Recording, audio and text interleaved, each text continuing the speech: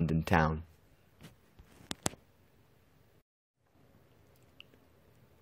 The Black Virgin, poem by G.K. Chesterton. One in thy thousand statues we salute thee, on all thy thousand thrones acclaim and claim, who walk in forest of thy forms and faces, walk in a forest calling on one name. And, most of all, how this thing may be so, who know thee not are mystified to know, that one cries here she stands, and one cries yonder, and thou wert home in heaven long ago.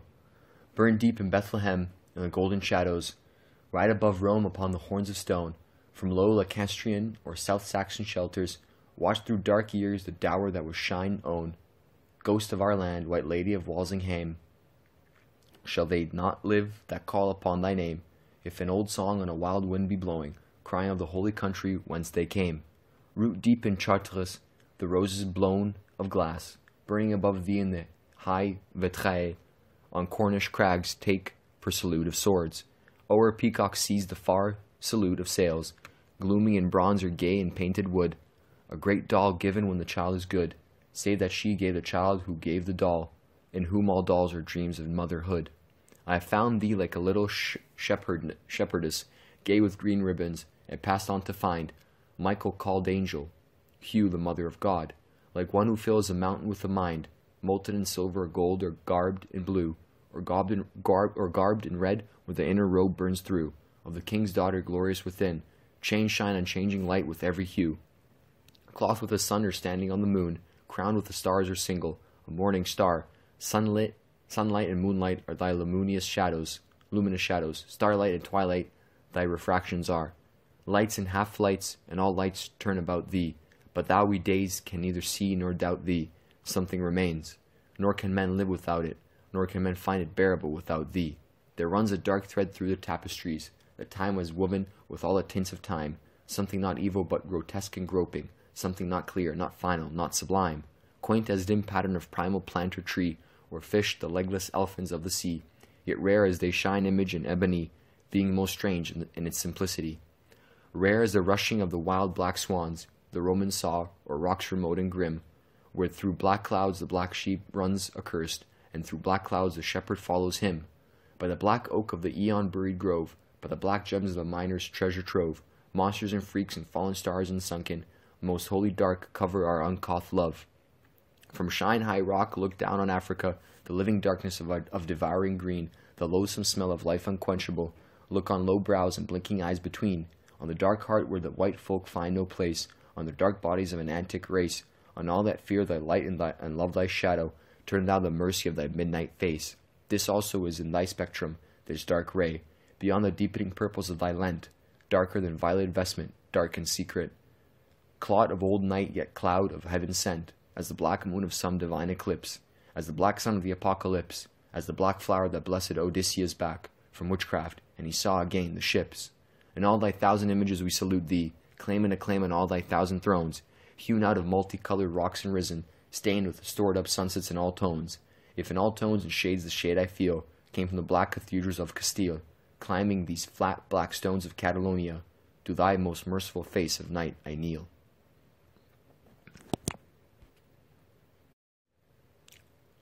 The Deluge, poem by G.K. Chesterton. Though giant rains put out the sun, here stand I for a sign. Though earth be filled with waters dark, my cup is full of wine. Tell to the trembling priests that here, under the deluge rod, one nameless tattered broken man stood up and drank to God. Sun has been where the rain is now, bees in the heat to hum. Haply a humming maiden came, now let the deluge come. Brown of aureole, green of garb, straight as a golden rod. Drink to the throne of thunder now, drink to the wrath of God. High on the wreck I held the cup, I clutched at my rusty sword. I cocked my tattered feather to the glory of the Lord. Not undone were the heaven and earth, this hollow world thrown up, before one man had stood up straight, and drained it like a cup. The Englishman, poem by G.K. Chesterton. St. George he was for England, and before he killed the dragon, he drank a pint of English ale out of an English flagon. For though he fast right readily, in hair shirt or in mail, it isn't safe to give him cakes, unless you give him ale. St. George he was for England, and right gallantly set free, the lady left for dragon's meat, and tied up to a tree. But since he stood for England, He knew what England means. Unless you give him bacon, you mustn't give him beans. St. George he was for England, and shall wear the shield he wore, when we go out in armour, with battle cross before. But though he is jolly company, and very pleased to dine, it isn't safe to give him nuts, unless you give him wine. The Great Minimum, poem, by G.K. Chesterton. It is something to have wept as we have wept. It is something to have done as we have done. It is something to have watched when all men slept, and seen the stars which never see the sun. It is something to have smelt the mystic rose, although it break and leave the thorny rods. It is something to have hungered once as those most must hunger who have ate the bread of gods. To have seen you in your unforgotten face, brave as a blast of trumpets for the fray, pure as white lilies in a watery space. It were something, though you went from me today. To have known the things that from the weak are furled, perilous ancient passions, strange and high. It is something to be wiser than the world. It is something to be older than the sky. In a time of skeptic moths and cynic rusts, and fattened lives that of their sweetness tire, in a world of flying loves and fading lusts, it is something to be sure of a desire. Lo, blessed are our ears, for they have heard, yea, blessed are our eyes, for they have seen. Let the thunder break on man and beast and bird, and the lightning, it is something to have been.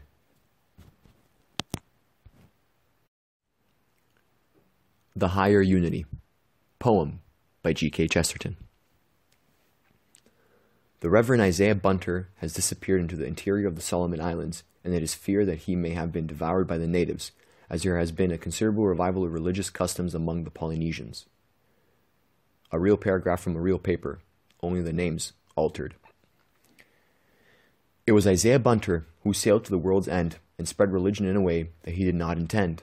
He gave, if not the gospel feast, at least a ritual meal, and in a highly painful sense he was devoured with zeal.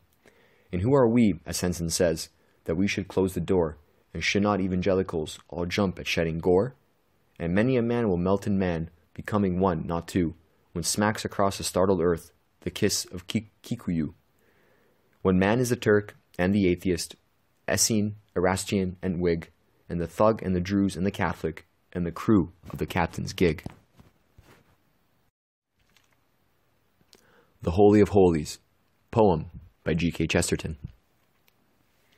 Elder Father, though thine eyes shine with hoary mysteries, canst thou tell what in the heart of a cowslip blossom lies?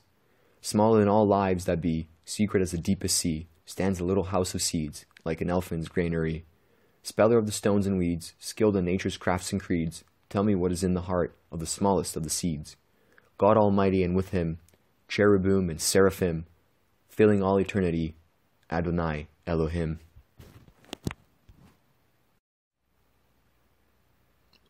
The House of Christmas, poem, by G.K. Chesterton. There fared a mother driven forth out of an inn to roam, in the place where she was homeless, all men are at home.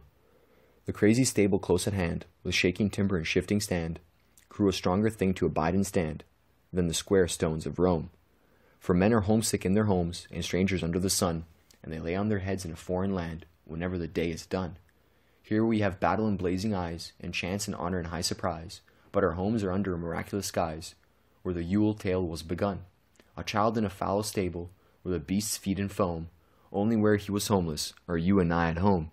We have hands that fashion and heads that know, but our hearts we lost how long ago, in a place no chart nor ship can show, under the sky's dome. This world is wild as an old wives' tale, and strange the plain things are. The earth is enough and the air is enough, for our wonder and our war. But our rest is as far as the fire drake swings, and our peace is put in impossible things, where clashed and thundered unthinkable wings, round an incredible star. To an open house in the evening, home shall men come, to an older place than Eden, and a taller town than Rome. To the end of the way of the wandering star, to the things that cannot be and that are, to the place where God was homeless, and all men are at home. The Human Tree, poem, by G.K. Chesterton. Many have earth's lovers been, tried in seas and wars, I ween, yet the mightiest have I seen, yea, the best saw I, one that in a field alone stood up stiller than a stone, lest the moth should fly.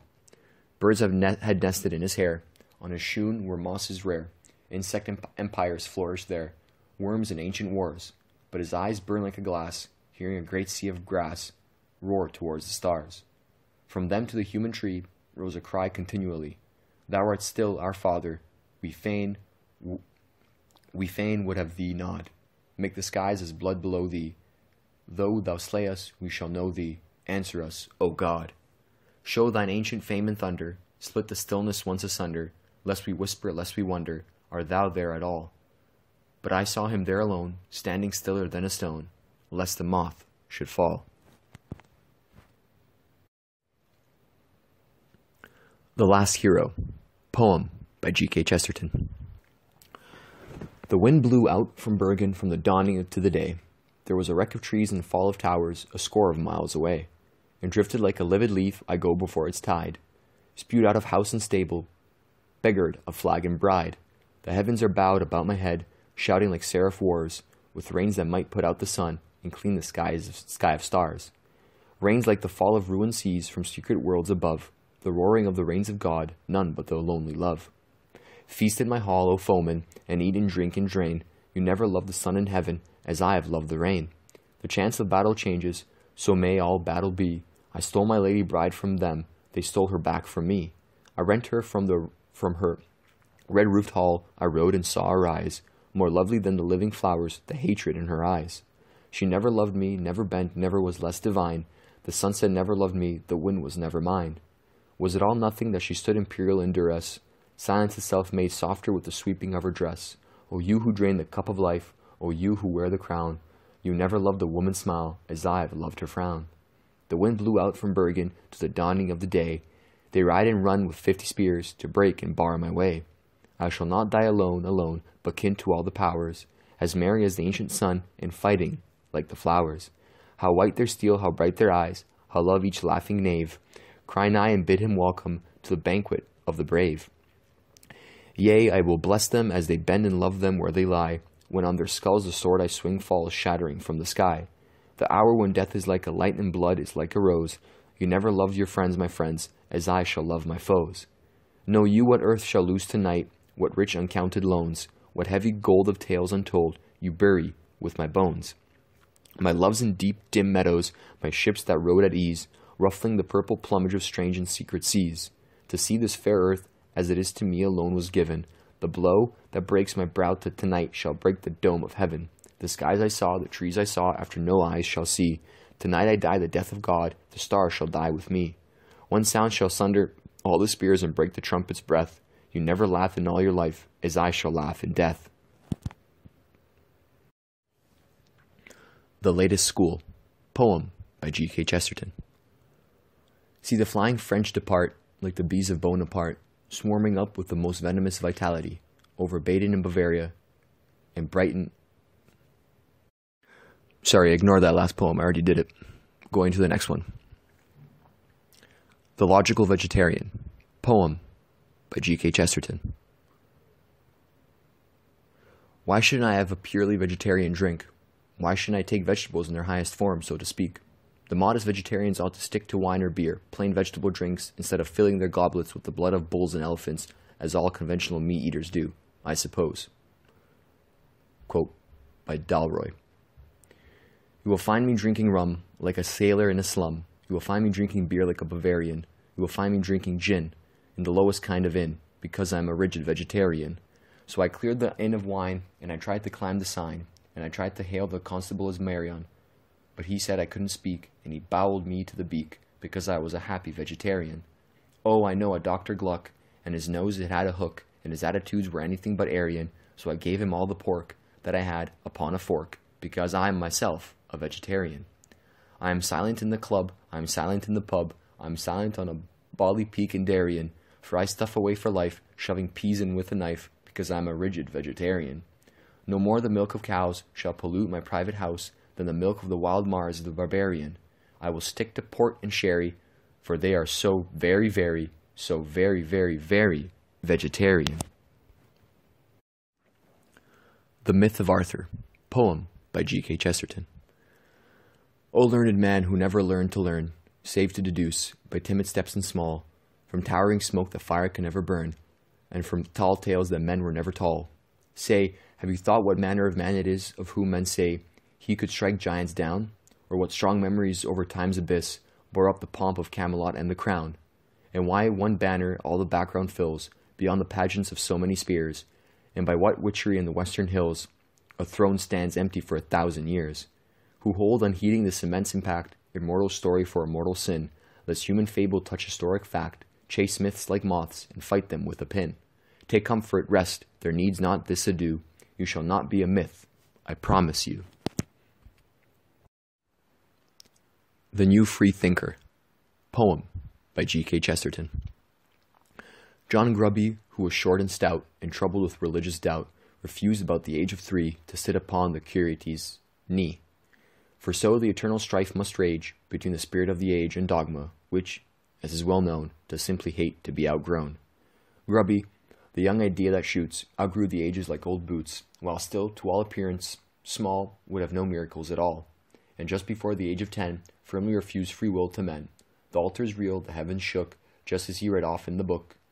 Clung from his house, went forth the youth, alone with tempests and the truth, up to the distant city and dim, where his papa had brought for him a partnership in shep and deer, worth, say, £1,200 a year. But he was so resolute, Lord Brute have found him useful, and Lord Lute, with whom few other men would act, valued his promptitude and tact. Never did even philanthropy enrich a man more rapidly. 'Twas he that stopped the striking coal, for hungry children racked his soul.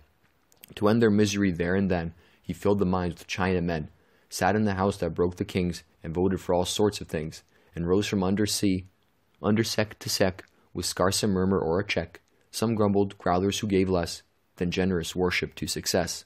The little printers in Dundee, who got 10 years for blasphemy, although he let them off with 7, respect him rather less than heaven. No matter, this can still be said, never to supernatural dread, never to unseen deity, did Sir John Grubby bend the knee. Nor was he bribed by fabled bliss to kneel to any world but this.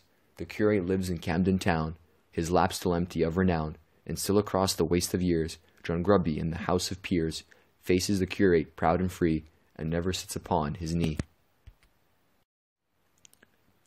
The New Omar, poem by G.K. Chesterton. A book of verses underneath the bough, provided that the verses do not scan, a loaf of bread, a jug of wine, and thou, short-haired all angles, looking like a man. But let the wine be unfermented, pale, of chemicals compounded, God knows how. This were indeed the prophet's paradise, O paradise, were wilderness, enow. The Old Song, poem by G.K. Chesterton. A livid sky on London, and like the iron steeds that rear, a shock of engines halted, and I knew the end was near. And something said that far away, over the hills and far away, there came a crowding thunder, and the end of all things here. For London Bridge is broken down, broken down, broken down. As digging lets the daylight on the sunken streets of yore, the lightning looked on London town, the broken bridge of London town. The ending of a broken road, where men shall go no more. I saw the kings of London town, the kings that buy and sell, that built it up with penny loaves, and pennies lies as well. And where the streets were paved with gold, the shriveled paper shone for gold, the scorching light of promises that paved the streets of hell. For penny loaves will melt away, melt away, melt away. Mock the men that haggled in the grain, they did not grow. With hungry faces in the gate, 100,000 in the gate. A thunder flash on London, and the finding of the foe. I heard the 100 pin makers slow down their racking din, till in the stillness men could hear the dropping of the pin. And somewhere men without the wall, beneath the wood without the wall, had found the place where London ends and England can begin. For pins and needles bend and break, bend and break, bend and break, faster than the breaking spears or the bending of the bow. Of pageants pale and thunder light, twixt thunder load and thunder light, the hundreds marching on the hills in the wars of long ago. I saw great Gobbet riding, the horseman of the shires, and his face was red with judgment, and the light of Luddite fires. And south to Sussex and the sea the lights leapt up for liberty, the trumpet of the yeomanry, the hammer of the squires. For bars of iron rust away, rust away, rust away, ran before the hammer and the horsemen riding in, crying that all men at the last, and at the worst, and at the last, have found the place where England ends, and England can begin. His horse hoofs go before you, far beyond your bursting tires, and time is bridged behind him, and our sons are with our sires. A trailing meteor on the downs, He rides above the rotting towns, the horseman of the apocalypse, the rider of the shires.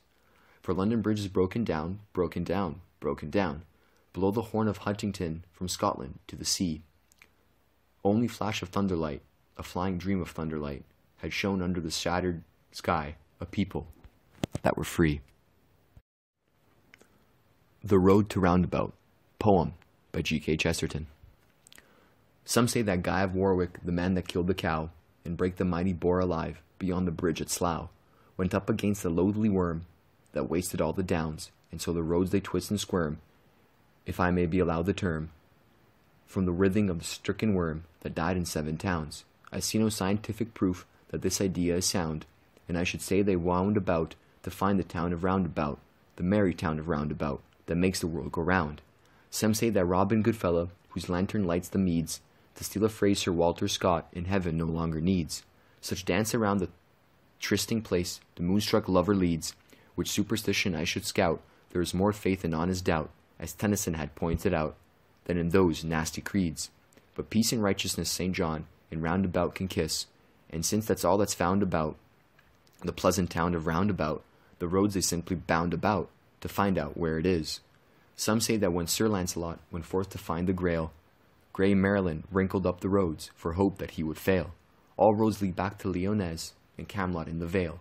I cannot yield assent to this extravagant hypothesis.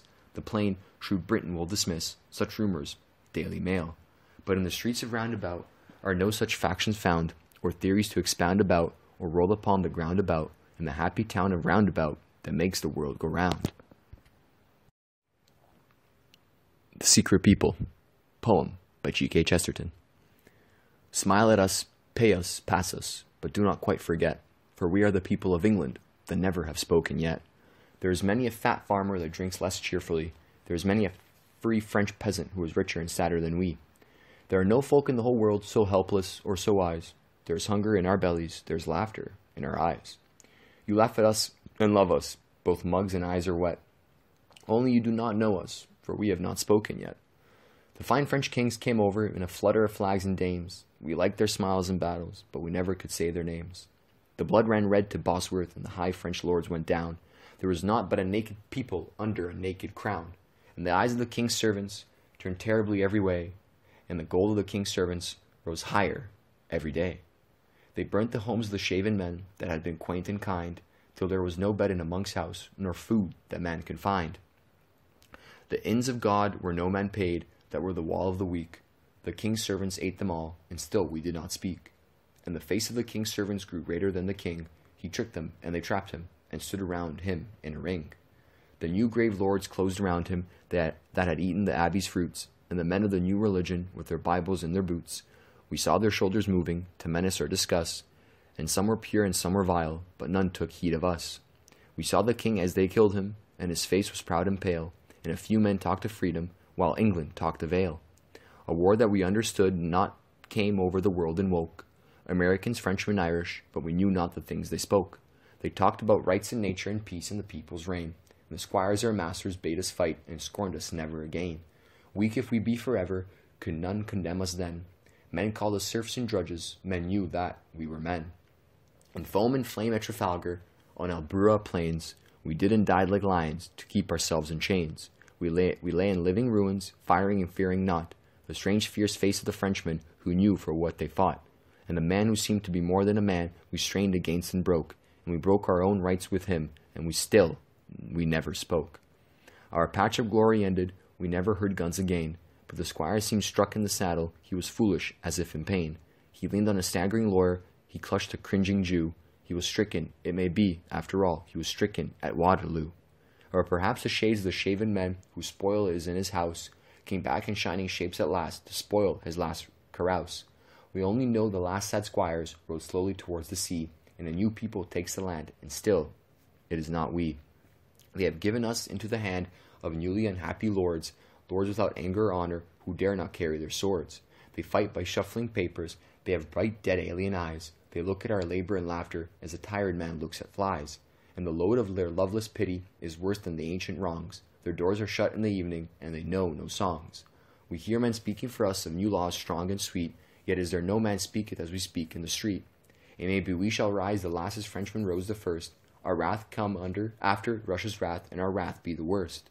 It may be we are meant to mark with our riot and our rest God's scorn for all men governing. It may be beer is best. But we are the people of England, and we have not spoken yet. Smile at us, pay us, pass us, but do not quite forget. The Shakespeare Memorial, poem by G.K. Chesterton. Lord Lilac thought it rather rotten that Shakespeare should be quite forgotten, and therefore got on a committee with several chaps out of the city, and Shorter and Sir Herbert Tree, Lord Rothschild and Lord Rosebery, and FCG and Common Car, 2 dukes and a dramatic star, also a clergyman now dead, and while the vain world careless sped, unheeding the heroic name, the souls most fed with Shakespeare's flame still sat unconquered in a ring, remembering him like anything. Lord Lilac did not long remain. Lord Lilac did not sum again. He softly lit a cigarette and sought some other social set where, in some other knots or rings, people were doing cultured things. Miss Wilt's humane vivarium, the little men that paint on gum, the exquisite gorilla girl. He sometimes in this giddy whirl, not being really bad at heart, remembered Shakespeare with a start, but not with that grand constancy of Clement Shorter, Herbert Tree, Lord Rosebery, and Common Car, and all the other names there are, who stuck like limpets to the spot, lest they forgot. Lord Lilac was of slighter stuff. Lord Lilac had quite enough. The Skeleton, poem by G.K. Chesterton. Chattering finch and waterfly are not merrier than I. Here among the flowers I lie, laughing everlastingly. No, I may not tell the best. Surely, friends, I might have guessed. Death was but the good king's jest. It was hid so carefully. The Song Against Grocers, poem by G.K. Chesterton. God made the wicked grocer for a mystery and a sign, that men might shun the awful shops and go to inns to dine, where the bacon's on the rafter and the wine is in the wood, and God that made good laughter has seen that they are good. The evil-hearted grocer would call his mother ma'am, and bow at her and bob at her, her aged soul to damn, and rub his horrid hands and ask what article was next, though mortis in articulo should be her proper text. His props are not his children, but pert lads underpaid, who call out cash and bang about, to work his wicked trade. He keeps a lady in a cage, most cruelly all day, and makes her count and calls her miss, until she fades away. The righteous minds of innkeepers induced him now and then to crack a bottle with a friend, or treat unmoneyed men. But who hath seen the grocer treat housemaids to his teas, or crack a bottle of fish sauce, or stand a man a cheese? He sells the sands of Araby as sugar for cash down. He sweeps his shop and sells the dust, the purest salt in town. He crams with cans of poisoned meat, poor subjects of the king, and when they die by thousands, why, he laughs like anything. The wicked grocer grosses in spirits and in wine, not frankly and in fellowship, as men in inns do dine, but packed with soap and sardines, and carried off by grooms, for to be snatched by duchesses, and drunk in dressing rooms. The hell-instructed grocer has a temple made of tin, and the ruin of good innkeepers is loudly urged therein. But now the sands are running out from sugar of a sort, the grocer trembles for his time, just like his weight is short. The Song of Quoodle, poem by G.K. Chesterton. They haven't got no noses, the fallen sons of Eve. Even the smell of roses is not what they supposes, but more than mind discloses, and more than men believe. They haven't got no noses, they cannot even tell. When door in darkness closes, the park a Jew encloses, where even the law of Moses will let you steal a smell. The brilliant smell of water, the brave smell of a stone, the smell of dew and thunder, the old bones buried under, are things in which they blunder, and err if left alone. The wind from winter forests, the scent of scentless flowers, the breath of brides' adorning, the smell of snare and warning, the smell of Sunday morning, God gave to us for ours. And Quoodle here discloses all things that Quoodle can. That they haven't got no noses, they haven't got no noses, and goodness only noses the noselessness of man. The Song of Education, poem by G.K. Chesterton. Number 3. For the creche, Form 8277059, subsection K. I remember my mother, the day that we met, a thing I shall never entirely forget. and I toy with the fancy that, young as I am, I should know her again if we met in a tram. But mother is happy in turning a crank that increases the balance in somebody's bank, and I feel satisfaction that mother is free from the sinister task of attending to me. They have brightened our room that is spacious and cool, with diagrams used in the idiot school, and books for the blind that will teach us to see, but mother is happy, for mother is free. For mother is dancing up 48 floors, for love of the Leeds International Stores, and the flame of that faith might perhaps have grown cold, with the care of a baby of 7 weeks old. For mother is happy in greasing a wheel, and for somebody else who is cornering steel, and though our one meeting was not very long, she took the occasion to sing me this song. Oh, hush thee, my baby, the time will soon come, when thy sleep will be broken with hooting and hum. There are handles went want turning and turning all day, and knobs to be pressed in the usual way. Oh, hush thee, my baby, take rest while I croon, for progress comes early, and freedom too soon. The Song of Right and Wrong, poem by G.K. Chesterton. Feast on wine or fast on water, and your honor shall stand sure. God Almighty's son and daughter, he the valiant, she the pure. If an angel out of heaven brings you other things to drink, thank him for his kind intentions, go and pour them down the sink. Tea is like the east he grows in, a great yellow mandarin, with urbanity of manner and unconsciousness of sin. All the women, like a harem, at his pigtail troop along, and, like all the east he grows in, he is poison when he's strong. Tea, although an oriental, is a gentleman at least. Cocoa is a cat and a coward. Cocoa is a vulgar beast.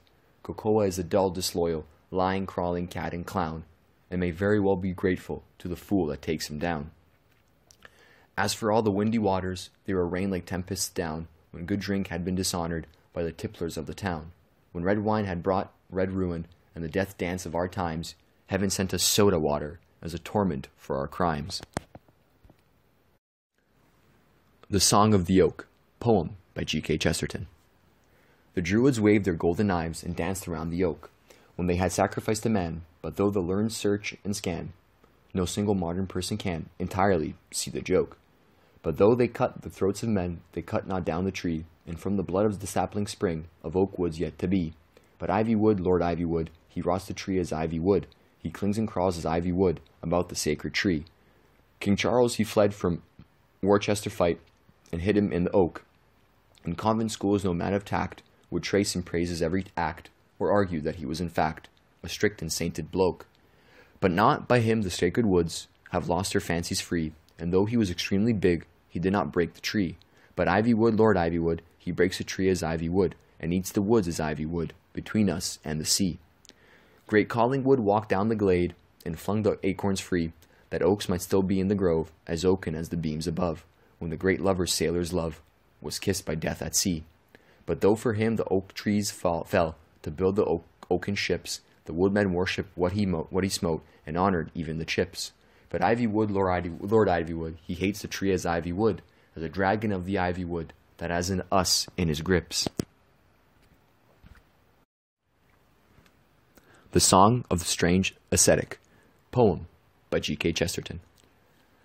If I had been a heathen, I'd have praised the purple vine. My slaves should dig the vineyards, and I would drink the wine. But Higgins is a heathen, and his slaves grow lean and gray, that he may drink some tepid milk exactly twice a day. If I had been a heathen, I'd have crowned Nereia's curls and filled my life with love affairs, my house with dancing girls. But Higgins is a heathen, and to lecture rooms is forced, whereas aunts who are not married demand to be divorced. If I had been a heathen, I'd have sent my armies forth, and dragged behind my chariots the chieftains of the north. But Higgins is a heathen, and he drives the dreary quill to lend the poor that funny cash that makes them poorer still. If I had been a heathen, I'd have piled my pyre on high, and in a great red whirlwind gone roaring to the sky. But Higgins is a heathen, and a richer man than I, and they put him in an oven, just as if he were a pie. Now who that runs can read it, the riddle that I write, of why this poor old sinner should sin without delight. But I cannot read it, although I run and run, of them that do not have the faith, and will not have the fun. The Strange Music, poem by G.K. Chesterton. Other loves may sink and settle, other loves may loose and slack, but I wander like a minstrel with a harp upon my back. Though the harp be on my bosom, though I finger and I fret, Still, my hope is all before me, for I cannot play it yet. In your strings is hid a music that no hand hath ere it let fall.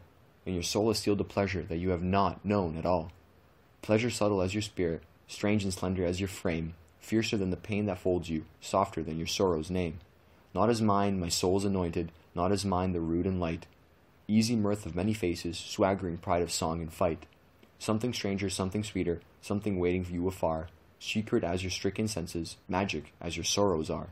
But on this, God's harp supernal, stretched but to be stricken once. Hoary time is a beginner, life a bungler, death a dunce.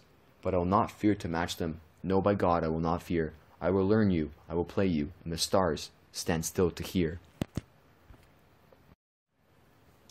The Sword of Surprise, poem by G.K. Chesterton. Sunder me from my bones, O sword of God, till they stand stark and strange as do the trees, that I whose heart goes up with the soaring woods may marvel as much as at these. Sunder me from my blood, and that in the dark I hear that red ancestral river run, like branching bird floods that find the sea, but never see the sun. Give me miraculous eyes to see my eyes, those rolling mirrors made alive in me, terrible crystals more incredible than all the things they see. Sunder me from my soul, that I may see the sins like streaming wounds, the life's brave beat, till I save myself as I would save a stranger in the street. The Towers of Time, poem by G.K. Chesterton. Under what withering leprous light the very grass's hair is gray, grass in the cracks of the paving courts of gods we graved but yesterday. Senate, republic, empire all, we leaned our backs on like a wall, and blessed as strong and blamed as stolid, can it be these that waver and fall? And what is this like a ghost returning, a dream grown strong in the strong daylight, the all-forsaken, the unforgotten, the ever behind and out of sight? We turned our backs and our blind flesh felt it, growing and growing a tower in height, on let alone the evil splendor, and not the insolent arms alone. Break with the ramrod stiff and brittle, the scepter of the Nordic throne, but things of manlier renown, reel in the wreck of throne and crown, with tyrannous tyranny, tyrannous loyalty, tyrannous liberty, all gone down. There is never a crack in the ivory tower, or a hinge to groan in the house of gold, or a leaf of the rose in the wind to wither, and she grows young as the world grows old. A woman cloth with the sun returning, to cloth the sun when the sun is cold. Ah, who had guessed that in a moment, great liberty that loosed the tribes, the republic of the young men's battles, grew stale and stank of old men's bribes. And where we watched her smile and power, a statue like a starry tower, the stone face sneers as in a nightmare, down on a world that worms devour. Archaic, incredible, dead dawns breaking, deep in the deserts and wastes and wields, where the dead cry aloud on Our Lady of Victories, Queen of the Eagles, aloft on the shields, and the sun has gone up on the thundering legion, on the roads of Rome to the battlefields. Ah! Who had known, who had not seen, how soft and sudden on the fame of my most noble English ships the sunset light of Carthage came, and the thing I never had dreamed could be, in the house of my fathers came to see, through the sea wall cloven, the cloud and dark, a voice divided, a doubtful sea. The light is bright on the Tower of David, the evening glows with the morning star, and the skies turn back and the days returning, she walks so near who had wandered far, and in the heart of the swords, the 7 times wounded, was never wearied as our hearts are. How swift as with the fall of snow, new things grow hoary with the light. We watch the wrinkles crawl like snakes on the new image in our sight. The lines that sprang up taut and bold, sag like primordial monsters old, sink in the bas reliers of fossil, and the slow earth swallows them, fold on fold. But light are the feet on the hills of the morning, of the lambs that leap up to the bride of the sun, and swift are the birds as the butterflies flashing, and sudden as laughter the rivulets run, and sudden forever as summer lightning, the light is bright on the world begun. Thou wilt not break as we have broken, the towers we reared to rival thee, more true to England than the English, more just to freedom than the free. O trumpet of the intolerant truth, thou art more full of grace and ruth, for the hopes of the world than the world that made them, the world that murdered the loves of our youth.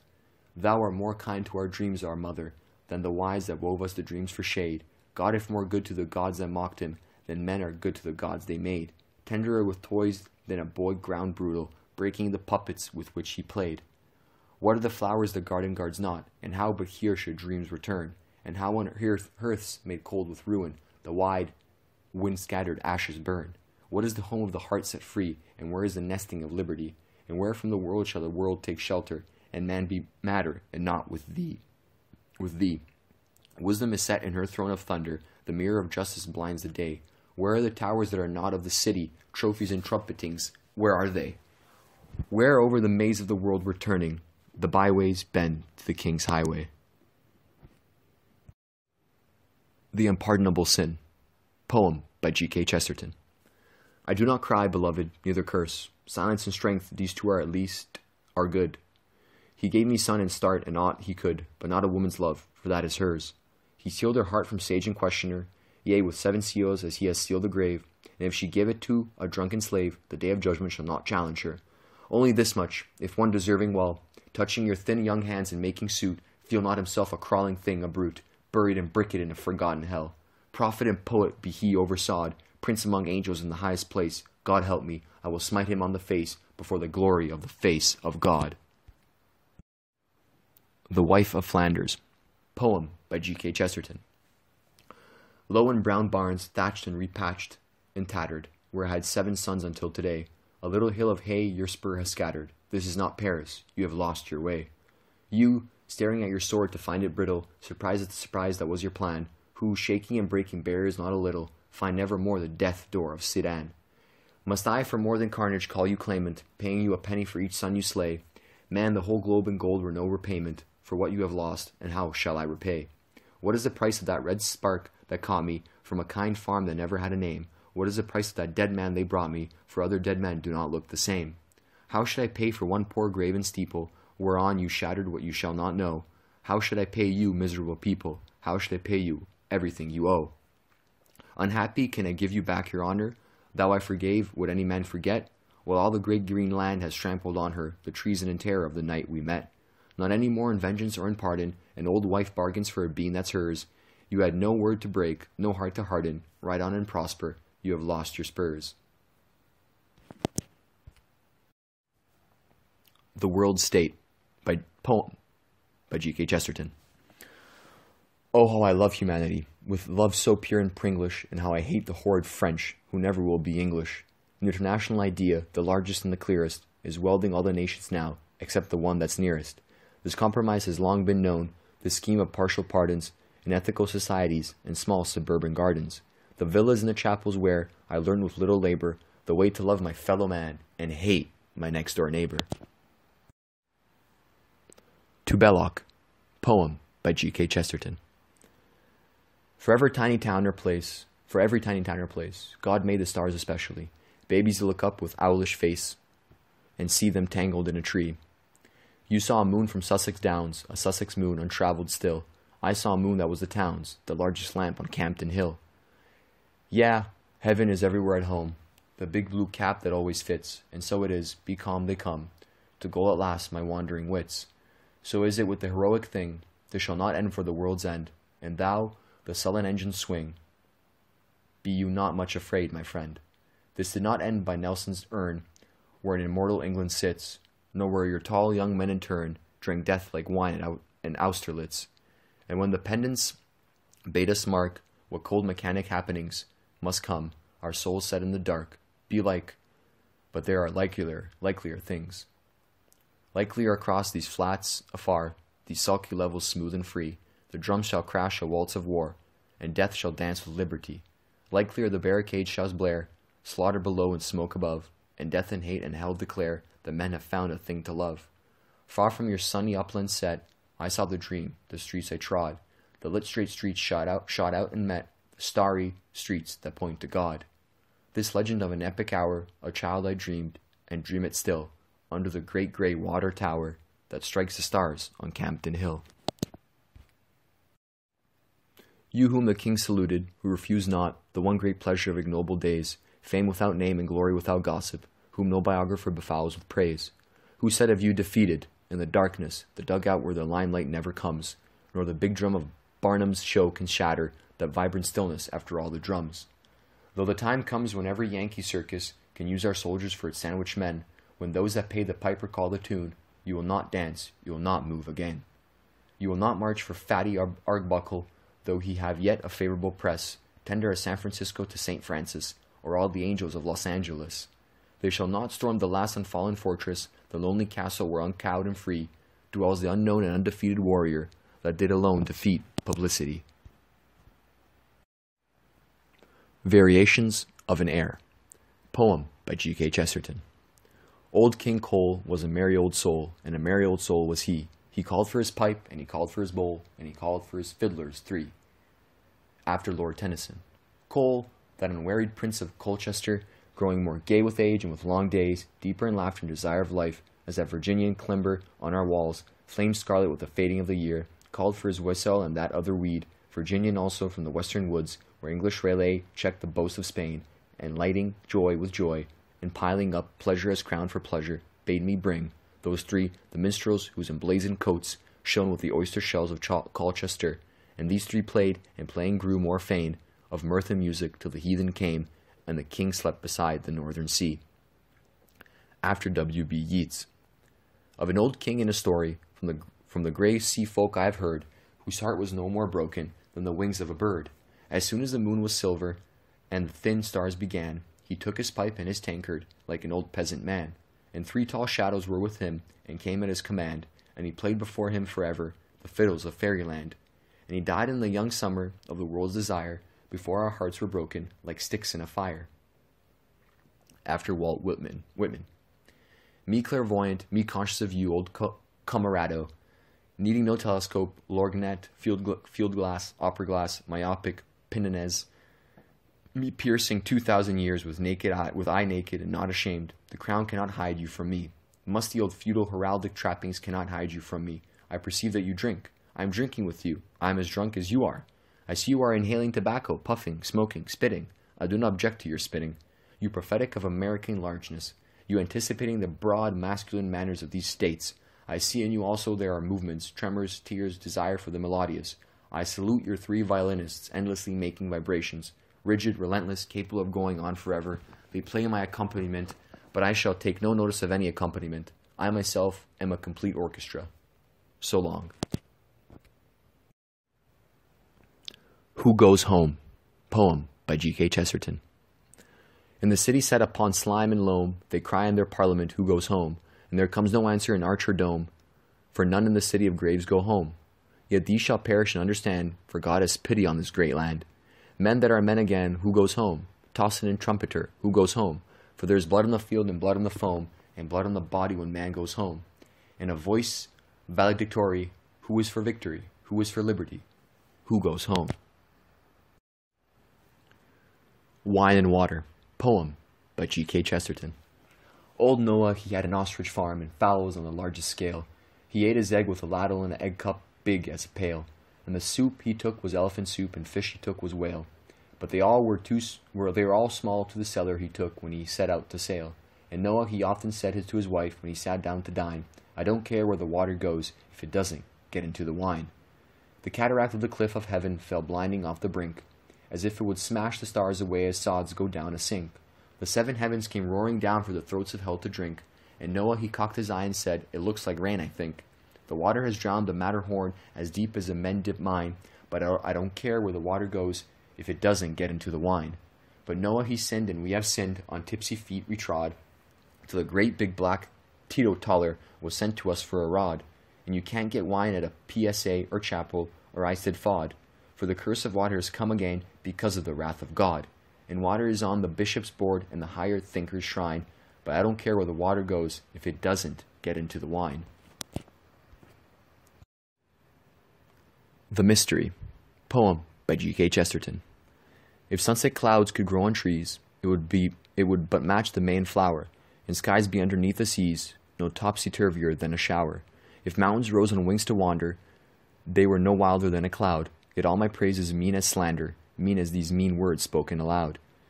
And never more than now I know that man's first heaven is far behind, unless the blazing seraph's blow has left him in the garden blind. Witness, O sun that blinds our eyes, unthinkable and unthankable King, that thou all other wonder dies. I wonder at not wondering. The Modern Manichee. Poem by G.K. Chesterton. He saith there is no sin, and all his sin swells round him in a world made merciless. The midnight of his universe of shame is the vast shadow of shamelessness. He blames all that begat him, gods or brutes, and sires not sons he chides as with a rod. The sins of the children visited on the fathers, through all generations, back to a jealous God. The fields that heal the humble, the happy forests that sing to men confessed, and men consoled, To him are jungles only, greedy and groping, heartless and you, unvenerably old. Beyond the pride of his own cold compassion is only cruelty and imputed pain. Matched with that mood, a boy's sport in the forest makes comrades of the slayer and the slain. The innocent lust of the unfallen creatures moves him to hidden horror but no mirth.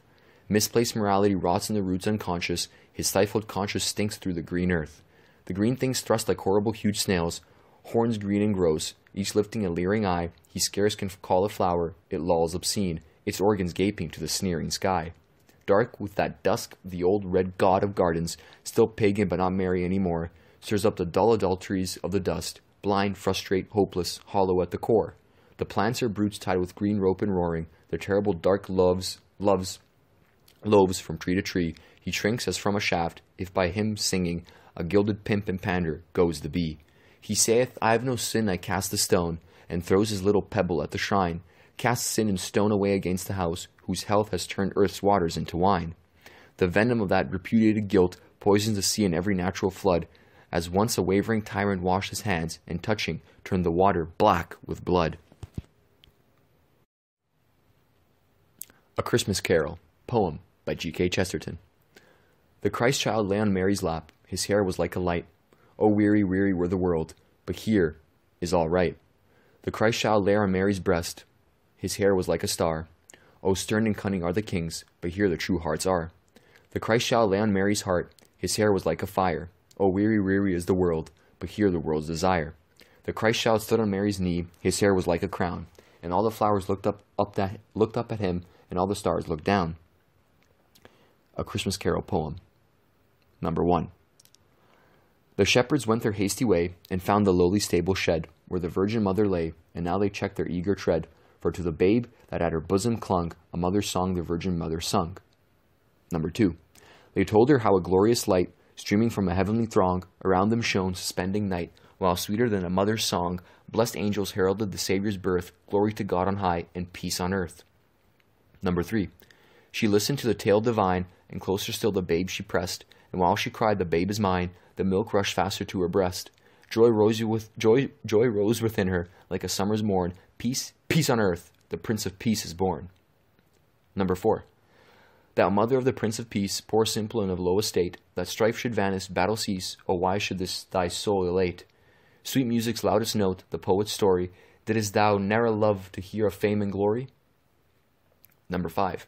And is not war a youthful king, a stately hero clad in mail, beneath his footsteps laurels spring, him earth's majestic monarchs hail, their friends their playmate, and his bold bright eye compels the maiden's love confessing sigh.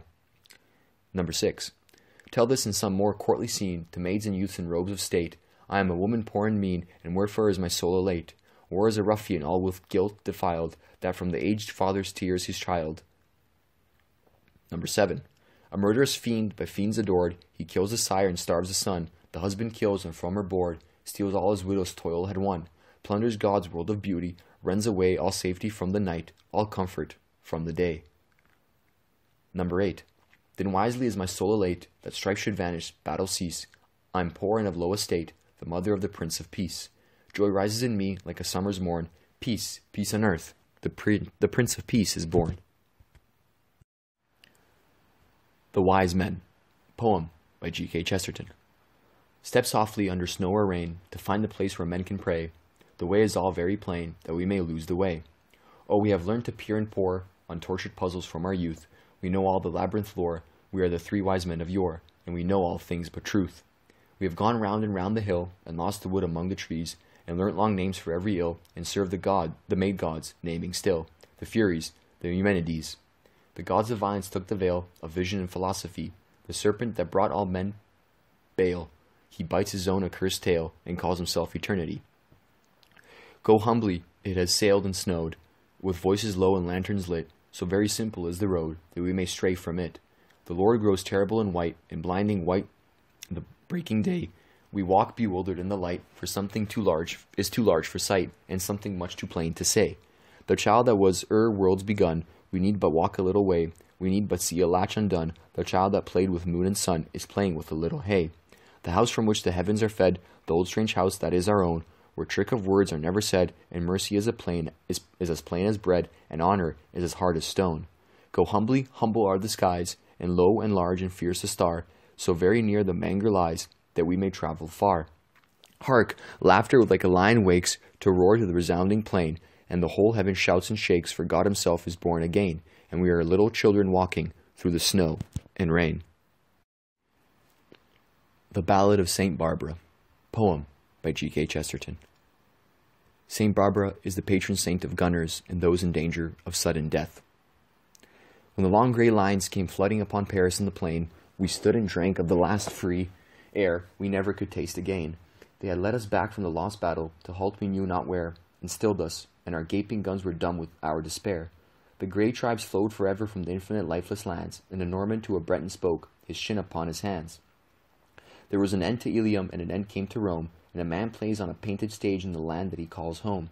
Arch after arch of triumph, but floor beyond falling floor, that lead to a low door at last, and beyond that is no door. And the Breton to the Norman spoke, like a small child spoke he, and his sea-blue eyes were empty as his home beside the sea. There are more windows in one house than there are eyes to see. There are more doors in a man's house than God has hid the key. Ruin is a builder of windows, her legend witnesseth, Barbara, the saint of gunners, and a stay in sudden death. It seemed the wheel of the world stood still in an instant in its turning, more than the kings of the earth that turned with the turning of Valmy mill. While trickled the idle tale and the sea-blue eyes were burning, still as the heart of a whirlwind, the heart of the world stood still. Barbara the beautiful had praise of tongue and pen. Her hair was like a summer night, dark and desired of men. Her feet like birds from far away that linger in light and doubt, and her face was like a window where man's first love looked out. Her sire was master of many slaves, a hard man of his hands. They built a tower about her in the desolate golden lands. Sealed as the tyrants sealed their tombs, planned with an ancient plan, and set two windows in the tower like the two eyes of a man. Our guns were set towards the foe. We had no word for firing. Grey in the gateway of St. Gond the guard of the tyrant shone, dark with the fate of a falling star, retiring and retiring. The Breton line went backward, and the Breton tale went on. Her father had sailed across the sea for the harbor of Africa, when all the slaves took up their tools for the bidding of Barbara. She smote the bare wall with her hand, and bade them smite again. She poured them wealth of wine and meat, to stay them in their pain, and cried through the lifted thunder of thronging hammer and hod, throw open the third window and the third name of God. Then the hearts failed and the tools fell, and far towards the foam men saw a shadow on the sands, and her father coming home. Speak low and low along the line, the whispered word is flying. Before the touch, before the time, we may not lose a breath. Their guns must mash us to the mire, and there be no replying, till the hand is raised to fling us for the final dice to death. There were two windows in your tower, Barbara, Barbara, for all between the sun and moon in the lands of Africa. Hath a man 3 eyes, Barbara, a bird 3 wings, that you have riven roof and wall to look upon vain things? Her voice was like a wandering thing that falters yet is free, whose soul has drunk in a distant land of the rivers of liberty. There are more things than the wind knows, or the eyes that see the sun, in the light of the lost window, and the wind of the doors undone. For out of the first lattice are the red lands that break, and out of the second lattice see like a green snake. But out of the third lattice, under low eaves like wings, is a new corner of the sky, and the other side of things. And it opened in the inmost place an instant beyond uttering, a casement and a chasm and a thunder of doors undone, a seraph's strong wing shaken out of the shock of its unshuttering, that split the shattered sunlight from a light beyond the sun. Then he drew sword and drave her where the judges sat and said, Caesar sits above the gods, Barbara, the maid. The Med. Caesar hath made a treaty with the moon and with the sun, all the gods that men can praise him, every one.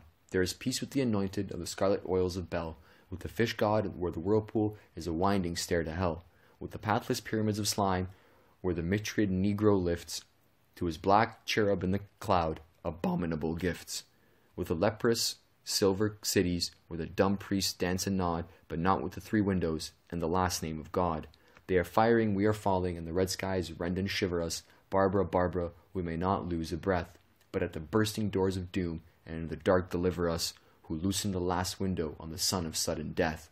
Barbara the beautiful stood up as a queen set free, whose mouth is set to a terrible cup and the trumpet of liberty. I have looked forth from a window that no man now shall bar. Caesar's toppling battled towers shall never stretch so far. The slaves are dancing in their chains, the child laughs at the rod, because of the bird of the 3 wings and the third face of God. The sword upon his shoulder shifted and shone and fell, and Barbara lay very small and crumpled, like a shell. A wall upon what hinges turned stands open like a door, 'tis too simple for the sight of faith, too huge for human eyes. What light upon what ancient way shines to a far-off floor, the line of the lost land of France, or the plains of paradise?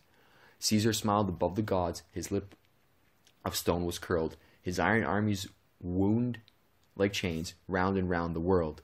And the strong slayer of his own, that cut down flesh for grass, smiled too, and went to his own tower, like a walking tower of brass. And the song ceased, and the slaves were dumb, and far towards the foam, men saw a shadow on the sands, and her father coming home. Blood of his blood upon the sword stood red but never dry. He wiped it slowly till the blade was blue as the blue sky. But the blue sky split with a thunder crack, spat down a blinding brand, and all of him lay black and flat as his shadow on the sand.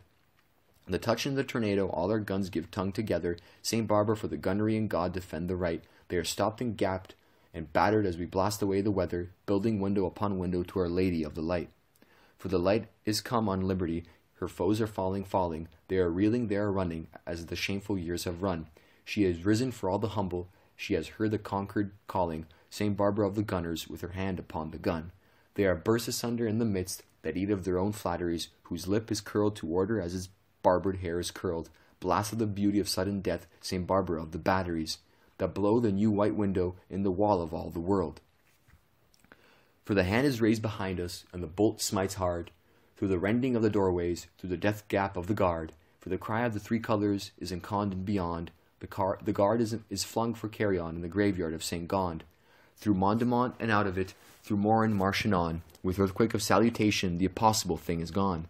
Gaul charioted and charging, great Gaul upon a gun, tiptoe in all her 1,000 years, and trumpeting to the sun. As day returns and death returns, swung backwards and swung home, back on the barbarous reign returns the battering ram of Rome, while that the east held hard and hot like pincers in a forge, came like the west wind roaring up the cannon of St. George. When the hunt is up and racing over stream and swamp and tarn, and their batteries, black with battle, hold the bridgeheads of the Marne, and across the carnage of the guard by Paris in the plain, the Normans to the Bretons cried, and the Bretons cheered again. But he that hold the tale went home to his house beside the sea, and burned before St. Barbara the light of the windows three candles for an unknown thing, never to come again, that opened like the eye of God on Paris in the plain. When Fishes Flew, poem by G.K. Chesterton. When fishes flew and forests walked, and figs grew upon thorn, some moment when the moon was blood, then surely I was born. With monstrous head and sickening cry, and ears like errant wings, the devil's walking parody on all four-footed things. The tattered outlaw of the earth, of ancient crooked will, starved, scourged, dried me, I am dumb, I kept my secret still. Fools, for I also had my hour, one far fierce hour and sweet. There was a shout about my ears, and palms before my feet.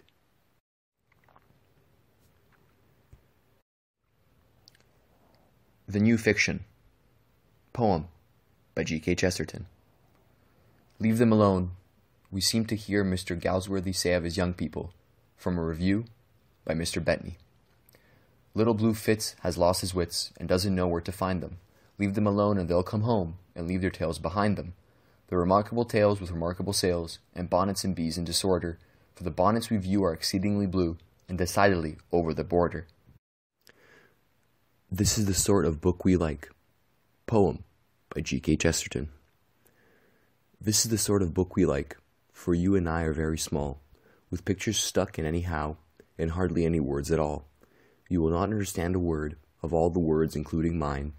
Never you trouble, you can see, in all directness is divine.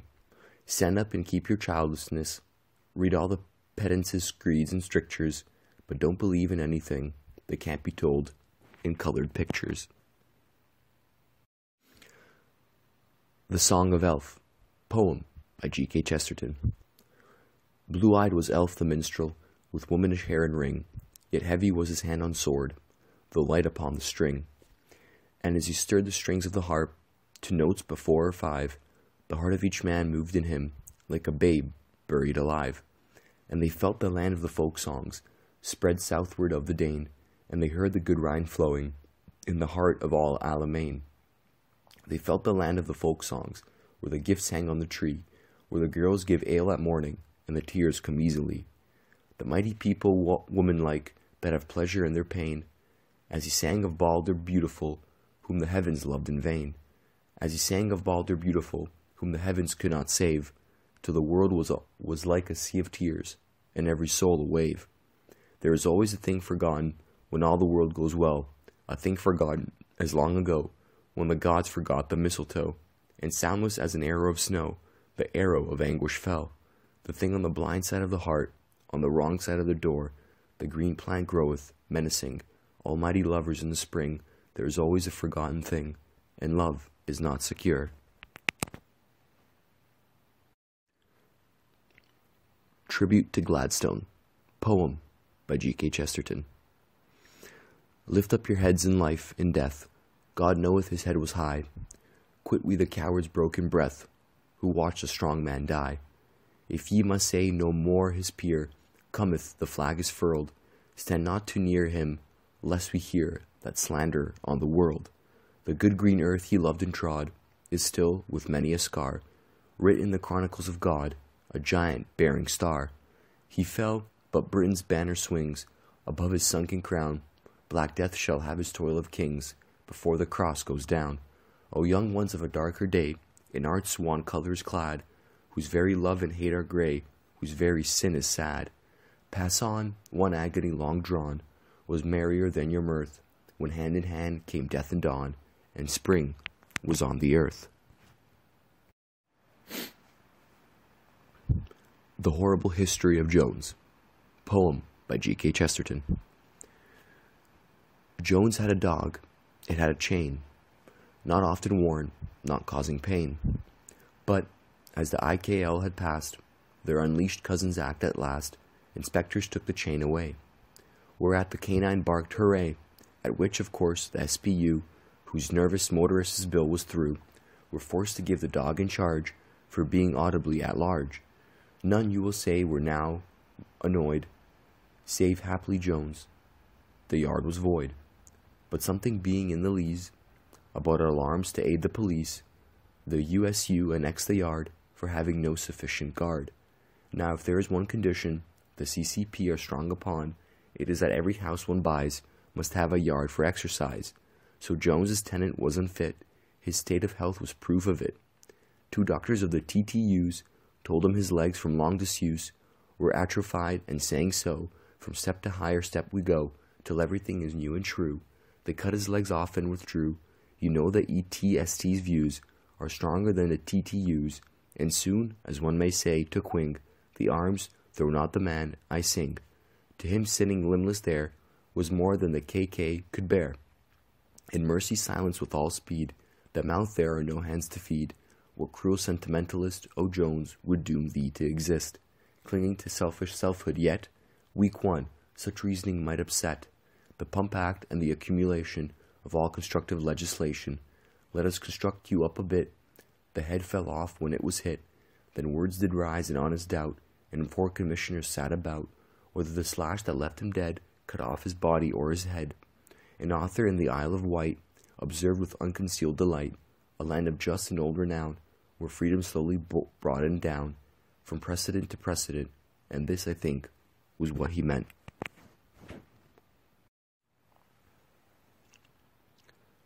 The Song of the Wheels, poem by G.K. Chesterton. King Dives, he was walking in his garden all alone, where his flowers are made of iron and his trees are made of stone, and his hives are full of thunder, and the lightning leaps and kills, for the mills of God grind slowly, and he works with other mills. Dives found a mighty silence, and he missed the throb and leap, the noise of all the sleepless creatures singing him to sleep.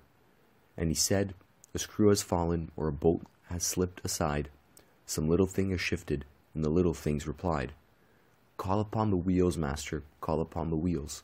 We are taking rest, master, finding how it feels. Strict the law of thine and mine, theft we ever shun. All the wheels are thine, master, tell the wheels to run. Yea, the wheels are mighty gods, set them going then. We are only men, master, have ye heard of men?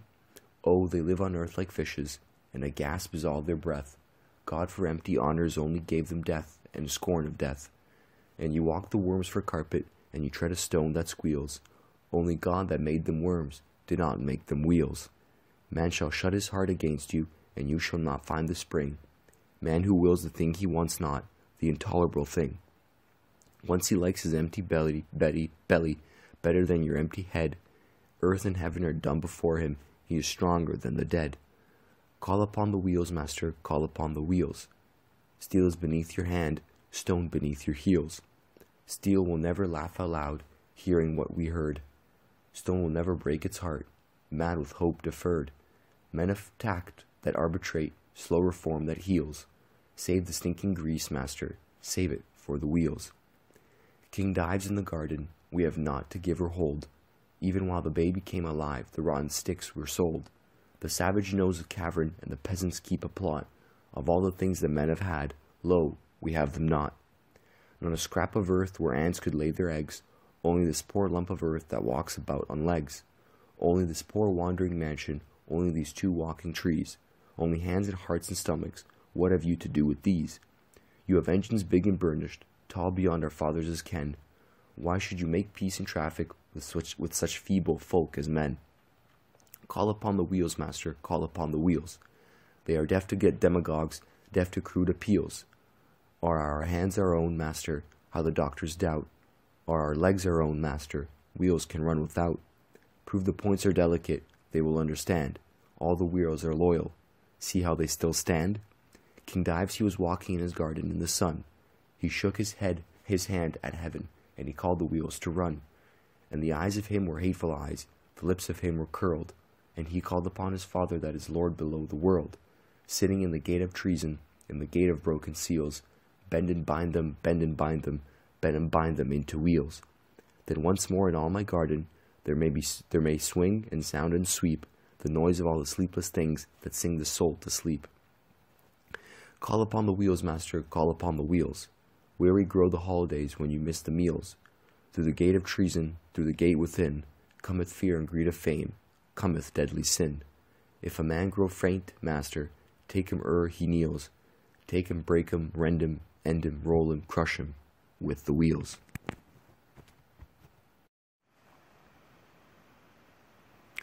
The Philanthropist, poem by G.K. Chesterton. Abu Ben Adhem, may his tribe decrease by cautious birth control and die in peace. Mellow with learning, lightly took the word that marked him not with them that love the Lord, and told the angel of the book and pen, write me as one that loves his fellow men.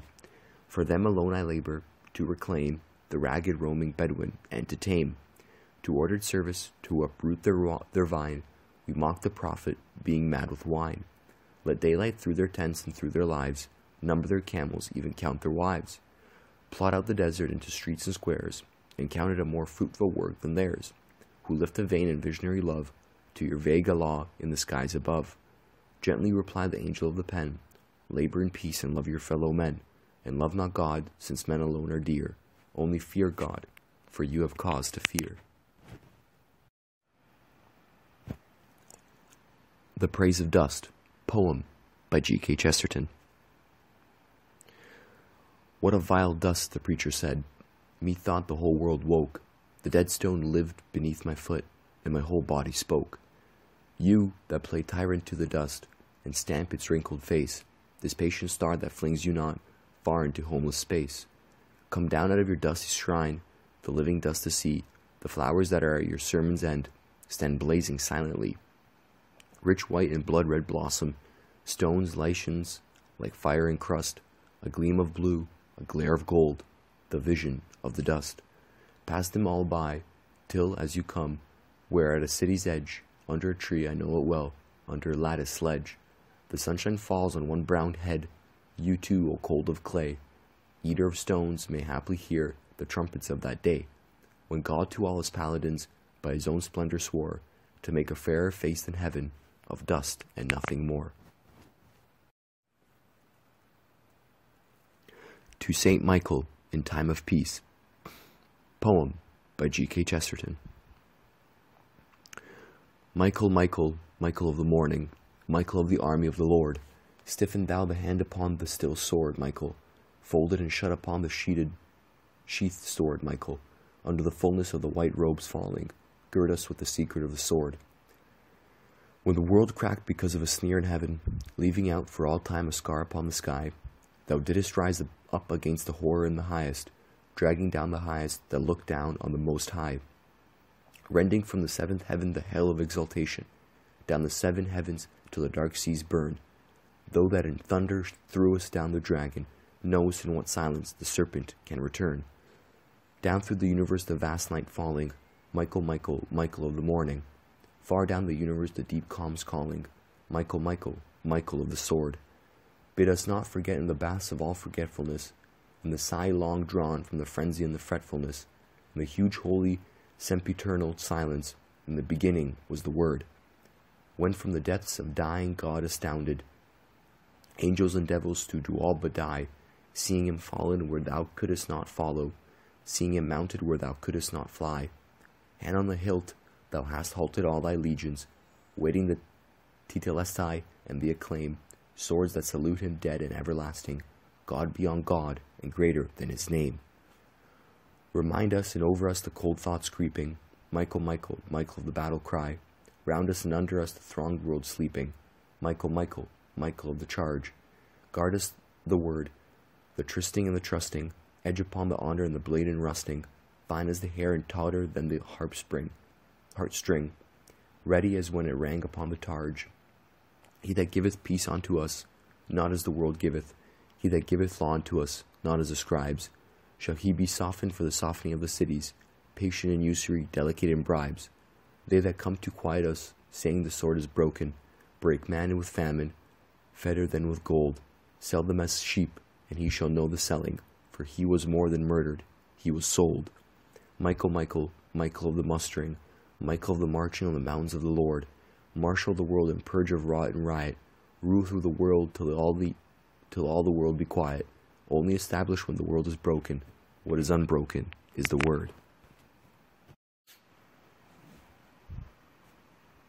The Judgment of England.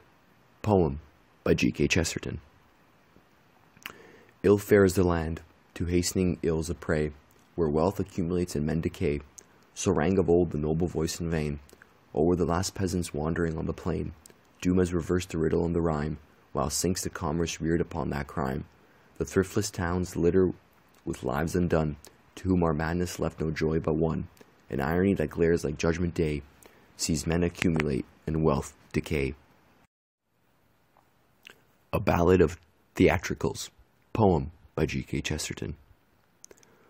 Though all the critics' cannons grow, far seedier than the actors' own, although the cottage door is too low, although the fairy's 20 stone, although just like the telephone, she comes by wire not by wings, though all the mechanisms known, believe me, there are real things. Yes, real people, even so, even in a theater, truth is known. Though the agnostic will not know, and though the agnostic will not own, there is a thing called skin and bone, and many a man that struts and sings has been as stony broke as stone. Believe me, there are real things.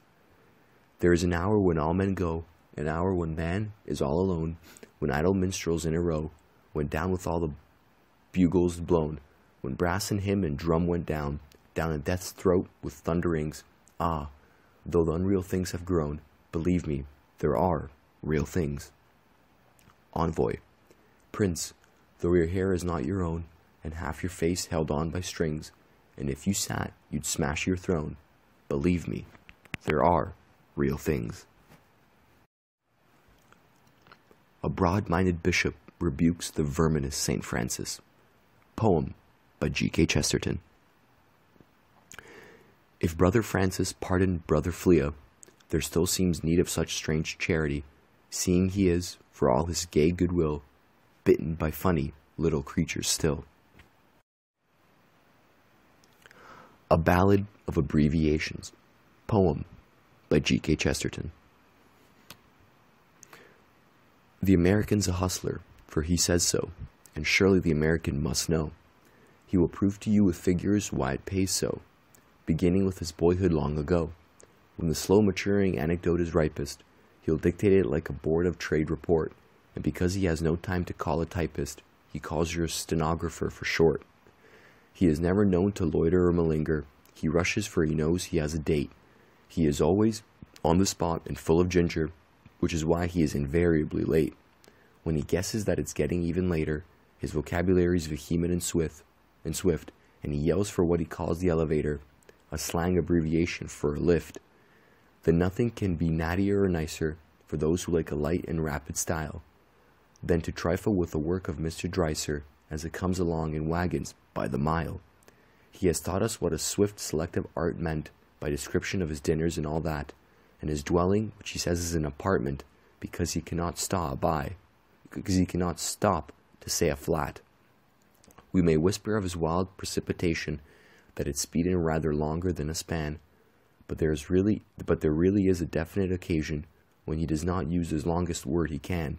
When he substitutes, I freely make admission, one shorter and much easier to spell.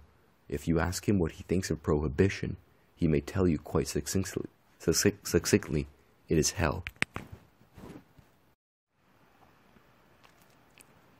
Easter Sunday. Poem by G.K. Chesterton. The Christ is risen, the preachers say. Cry, for today is Easter Day.